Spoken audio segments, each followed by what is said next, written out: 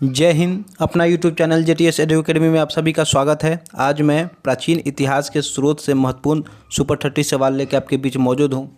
इससे पहले कि आप चैनल पर नए हैं तो चैनल को सब्सक्राइब कर ले, बेल आइकन दबा ले, ऑल बटन दबा दे, जिससे कि जब भी नया कोई वीडियो बने उसका नोटिफिकेशन आपको मिले और आप आसानी से वीडियो को देख सकें। चलिए देर न करते हुए वीडियो को प्रारंभ करते हैं। पहला सवाल से पहला सवाल है, Periplus of the Erythraean Sea किसने लिखी? Option A Ctesias, option B Pliny, option C Ptolemy, option D Strabo, option E उपर्युक्त में से कोई नहीं, उपर्युक्त में से एक से अधिक। यह 64वीं BPSC में पूछा गया सवाल है। सही जवाब ऑप्शन ई यहाँ हो जाएगा। पेरिप्लस ऑफ द इरिथियन सी पुस्तक भारत तथा रोम के बीच घनिष्ठ व्यापारी संबंधों पर आधारित है।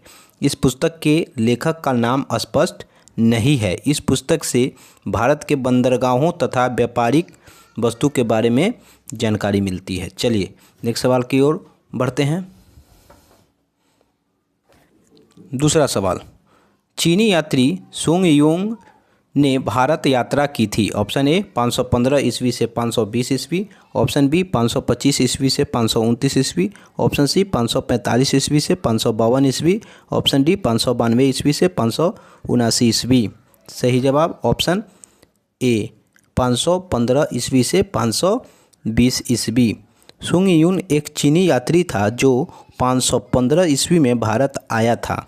इसकी यात्रा का मुख्य उद्देश्य बौद्ध धर्म से संबंधित जानकारी को प्राप्त करना था। 515 ईस्वी से 520 ईस्वी तक यह भारत में रहा। उसके बाद यह चीन वापस लौट गया। इसने ज़्यादातर पश्चिमोत्तर क्षेत्रों में भ्रमण किया था। चलिए नेक्स्ट सवाल की ओर बढ़ते हैं। तीसरा सवाल, इंडिका का लेखक कौन था? Option A Vishnugupta, option B Megasthenes, option C Deimachus, option D Pliny. सही जवाब ऑप्शन बी मेगास्थनीज। प्रसिद्ध पुस्तक इंडिका की रचना मेगास्थनीज द्वारा की गई थी। मेगास्थनीज एक यूनानी राजदूत था जो चंद्रगुप्त मौर्य, आता है सवाल परीक्षा में, चंद्रगुप्त मौर्य के शासनकाल में भारत आया था। इस पुस्तक के माध्यम से मौर्य साम्राज्य का संपूर्ण विवरण प्राप्त होता है। चलिए नेक्स्ट सवाल की ओर बढ़ते हैं। चौथा सवाल, कलहन की पुस्तक का नाम क्या है? Option A Arthashastra, option B Indica, option C पुराण, ऑप्शन डी राजतरंगिणी। सही जवाब ऑप्शन डी राजतरंगिणी। कश्मीर के प्रसिद्ध कवि एवं उपन्यासकार कलहन द्वारा राजतरंगिणी पुस्तक को लिखा गया, जिसमें कश्मीर के इतिहास का विस्तार पूर्वक वर्णन मिलता है। राजतरंगिणी में कुल 8 तरंग एवं 8,000 श्लोक है। राजतरंगिणी का शाब्दिक अर्थ है राजाओं की नदी। चलिए नेक्स्ट सवाल की ओर बढ़ते हैं।